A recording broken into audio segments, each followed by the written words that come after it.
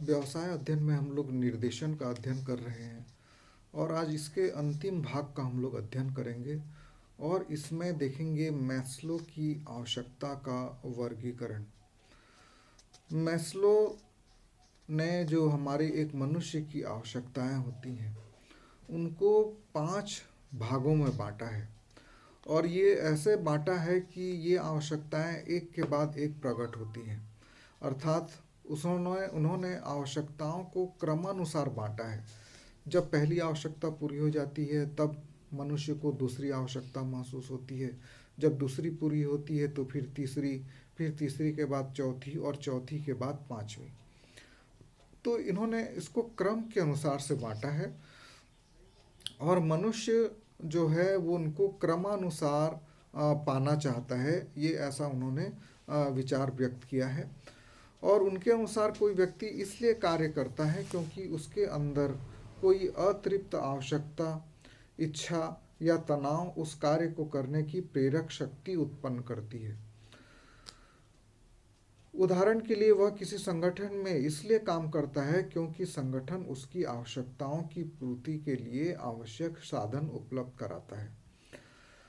और उन्होंने जो आधारभूत आवश्यकताएं हैं उसको निम्न 5 भागों में बांटा है और सबसे पहला भाग में उन्होंने रखा है, सबसे वरिष्ठ क्रम में ऊंचे भाग में रखा है शारीरिक आवश्यकताएं। मनुष्य जीवन यापन की मूलभूत आवश्यकताओं को पूरा करने के लिए सबसे ज़्यादा ध्यान देता है। जो उसकी मूलभूत आवश्यकताएं हैं जैसे भोजन, जल, धूप, छाया, निद्रा। तो मैस्लो के अनुसार जब तक इन इच्छाओं को जीवन में बनाए रखने के स्तर तक संतुष्ट नहीं किया जाता, अन्य आवश्यकताएं व्यक्ति को अभिप्रेरित नहीं करेंगे। सबसे पहले तो इन्हीं आवश्यकताओं को पूरा करना है, तभी बाकी आवश्यकताएं जो है मनुष्य को कार्य करने के लिए अभिप्रेरित करेंगे। और इन आवश्यकताओं की पूर्ति के बिना ये जो मूलभूत आवश्यकताएं हैं इनके अभाव में मनुष्य का जीवित रहना भी दुर्लभ हो जाता है। लेकिन जैसे ही मनुष्य की शारीरिक आवश्यकताएं पूरी हो जाती हैं उसके बाद वे उत्प्रेरणा का कार्य नहीं करती और इसके बाद दूसरी आवश्यकताएं प्रारंभ हो जाती हैं। तो जिस मनुष्य की ये आवश्यकताएं पूरी नहीं होती उसे इनके अतिरिक्त और कुछ दिखाई भी नहीं देता, लेकिन जैसे पूरी हो जाती हैं उसको दूसरी आवश्यकताएं महसूस होने लगती हैं। और जैसे ही शारीरिक आवश्यकता पूरी होती है उसका दूसरा भाग चालू होता है या दूसरी आवश्यकता चालू होती है, वो है सुरक्षा संबंधी आवश्यकता। और ये सुरक्षा संबंधी आवश्यकता का अर्थ है भौतिक, आर्थिक और मनोवैज्ञानिक सुरक्षा।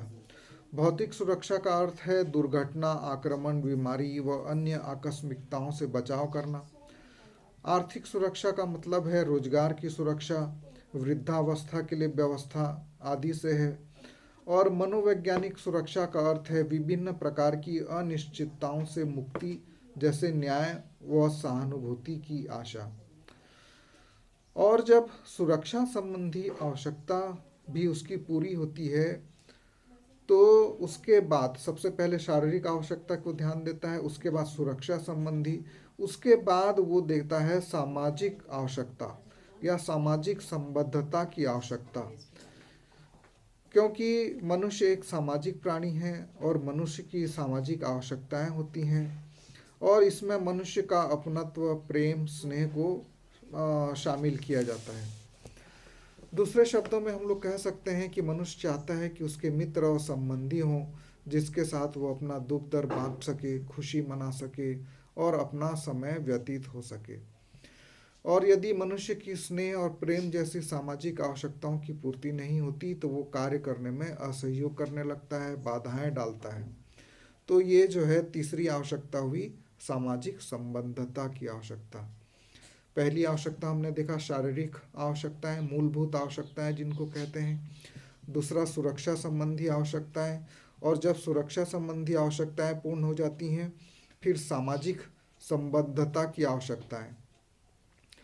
जब तीसरी भी आवश्यकता उसकी पूरी होती है तो फिर वो चौथी की ओर बढ़ता है जिसका नाम है सम्मान तथा पद की आवश्यकता।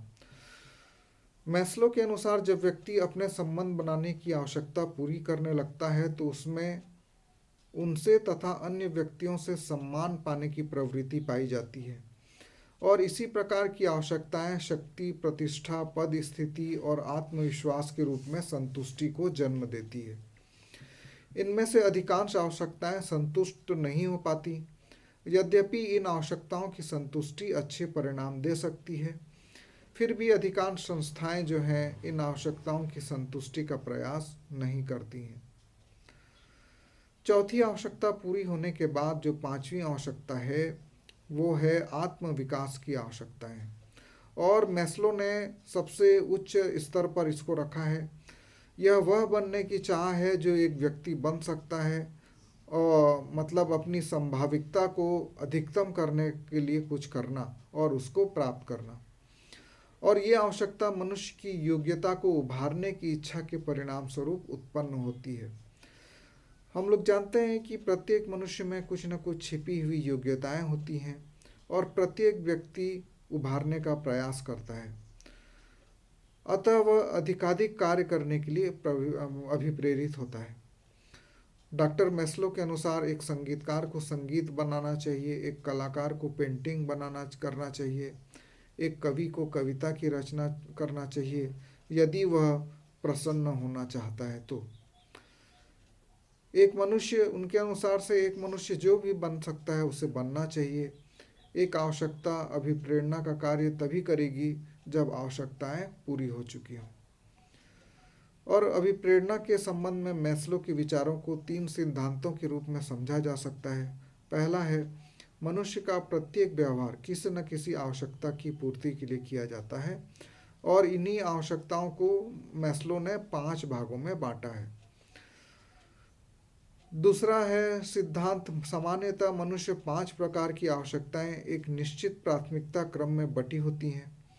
मनुष्य पहले शारीरिक आवश्यकताओं की पूर्ति करता है और बाद में सुरक्षा संबंधी आवश्यकताओं की और उसके बाद की। मनुष्य की आवश्यकताओं का यह प्राथमिकता का क्रम अटल नहीं है, यह भी कहा है। भिन्न भिन्न परिस्थितियों में इसका क्रम में बदलाव भी आता है। तीसरा उन्होंने कहा है कि मनुष्य की आवश्यकताएं अनंत होती हैं। जब मनुष्य की कोई विशेष आवश्यकता की पूर्ति हो जाती है तो वो अपनी दूसरी आवश्यकता की पूर्ति में लग जाता है, और जब दूसरी की पूर्ति होती है तो तीसरी की पूर्ति में लग जाता है, और इस प्रकार आवश्यकताओं की पूर्ति का यह क्रम निरंतर चलता रहता है। तो इस प्रकार मैस्लो ने बहुत ही खूबसूरती से आवश्यकता का वर्गीकरण किया है, क्योंकि आवश्यकता ही अभिप्रेरणा को जन्म देती है, व्यक्तियों को कार्य करने के लिए अभिप्रेरित करती है।